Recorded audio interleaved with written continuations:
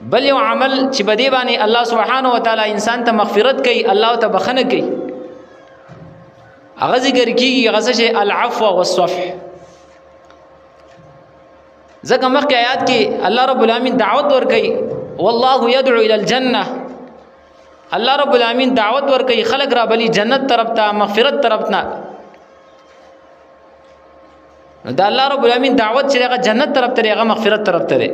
اوس هغه خلق چې هغه دی مغفرت طرف ته منډه وکي، جنت طرف ته منډه وکي، دا انسان خوش نصیب دی، دا انسان نیکبخت دی، دا انسان کامیاب او کامران دی. نو دغه جنت طرف ته منډه هغه په کار ده، دغه مغفرت طرف ته منډه په کار ده. دا مغفرت، دا بخنه او دا جنت به څنګه حاصلېږي؟ نو په دې لپاره څه اعمال په کار دي. باغ اعمالو کې او باغ صفاتونو کې یو صفت دار چې یو مسلمان و په ځان کې د معافی صفت راولي. یعنی یو مسلمان بل مسلمان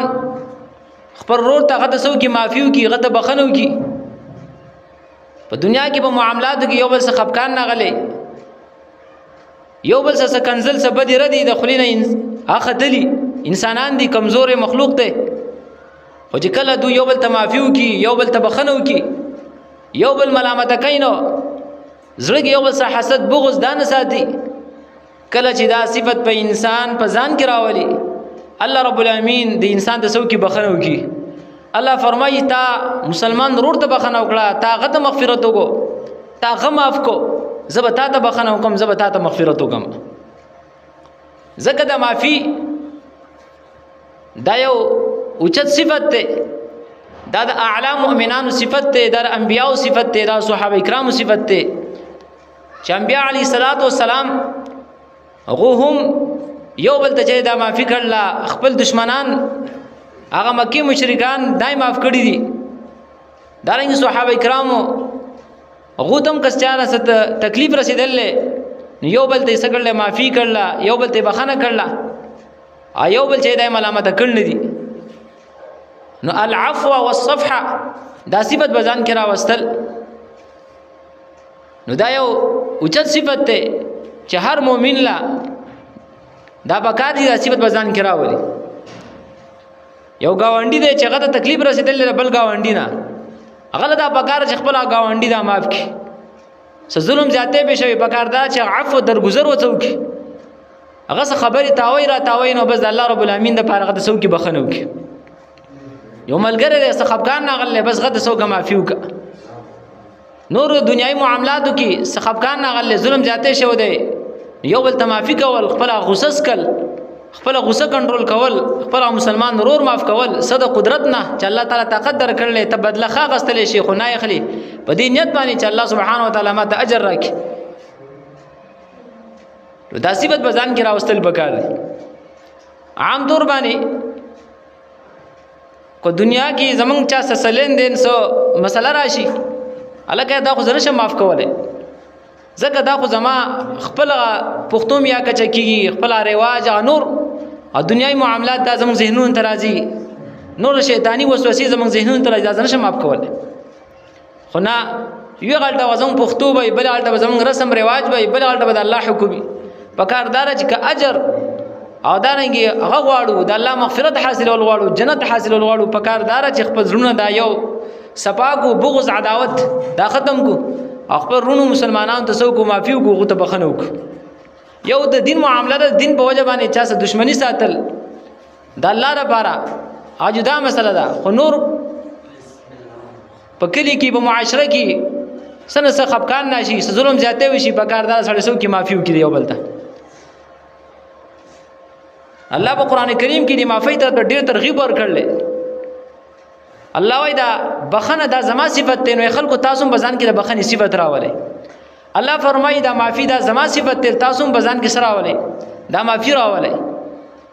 تاسو بزان کې دا صفت دا پیدا کړئ، خپل رور مسلمان هغه څنګه دا معاف کړئ، دا څنګه دا معاف کړئ. یو زمعتمندو معافی کولی، خو د معافی سره سره ځړ کې حسد بغض دام لري کولی. کله انسان یو بل مسلمان روچه هغه معاف کی، دغه نه کنزل شوی سنور صدا دی معاف کی، خو دی وته بیا بار بار هغه معافی وته یادای. ورته وای ما ته کنزل کړي ما ته معاف کړي تا دا کار کړو ما ته معاف کړي بار بار خبرو ته یادول نه دا کار هم نه کوي بس معافي وته وکا او د الله رب العالمین د پاره معاف کا بیا په احسان هغه به مزبادا ملامت کوي مو چې پار ځای کې وته خو هغه سړی استاد هم دا کړی استاد هم دا کړی بس دا خبرې وپری دي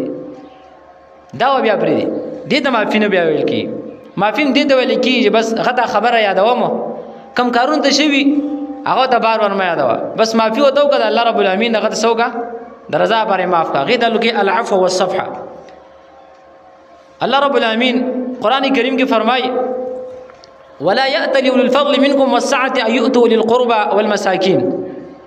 دی آیات مبارکه کې الله سبحانه و تعالی د صحابه کرام یو صفت ذکر کړي بیا خاص کر د ابوبکر صدیق رضی الله تعالی عنہ صفت الله فرمایي چې قسم دې نه کوي خواندان د غوروال استاسونه والسعه او فراخي ولا ان يؤتوا چې ورکړي وي دوی ته چې ورکړي دوی خپل خپلوانو ته مسکینانو ته مهاجرینو ته یاد الله په لار کې غو د سمال ورکی د غینه قسم دانه کوي وليعفو الله ما فی دیو کی وليصبح ومختواړی او ملامت کوي دینو بیا الله فرمایي الا تحبون ان خو تاسو ان يغفر الله لكم چې بخنو کی تاسو الله تعالی دا آیات ته چې کله عائشه رضی الله تعالی عنها باندې تهمت ولګید منافقینو دا الزام ولګو خدای سره سره سبای صحابه کرام چې انسانان د خامخا په ځین کې سوځ وسره ازین وغه دا منافقانو خبره چې بغي من لک اثر وکړو دغه صحابه کرام باندې هغه وسم په دې کې ملګری شو نو په دې کې د ابوبکر رضی الله تعالی عنہ د ترورزوی مصطح بن اثاثه چې ابوبکر صدیق رضی الله تعالی عنہ بدل مال ورکو په دمانه به خرچه کوله د کفالت پای کو او د غریب او مهاجر او مسکین هم نو کله چې دې پسې بدغه مسله کې لکه شرکت یو کو شریک شره غوسره بیا الله رب العالمین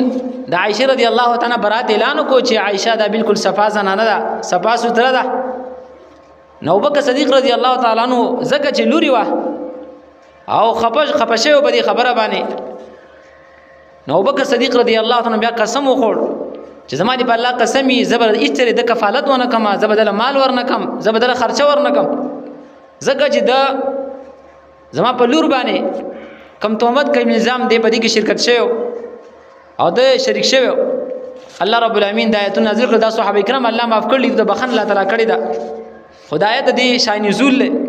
لکه دا روایت امام بخاری امام مسلم عائشه رضی الله تعالی عنها هغه مبارک دا ذکر کړی دی کله چې د آیت نازل شو الله فرمایي الا تحبون تاسو دا نه خوښوي چې الله رب العالمین تاسو ته بخنه وکي تاسو ته مغفرت وکي او ابوبکر صدیق رضی الله تعالی عنہ کله چې د آیت واوریدلو وای فرمایل بلا انا احب ان يغفر الله لي ولنا قسم دې په الله تعالی باندې زه خدا غواړم چې الله ماته بخنه وکي الله ماته مغفرت وکي وای دغه نرستو دا خبر وکړه چې هیڅ کله هیڅ چری به دا خبري ونه کوم او بیا وی د مصطح کفالت دا بزکوم د مصطح بن اساسات دل بز خرچه ور کوم دی واقع کې عبرت دا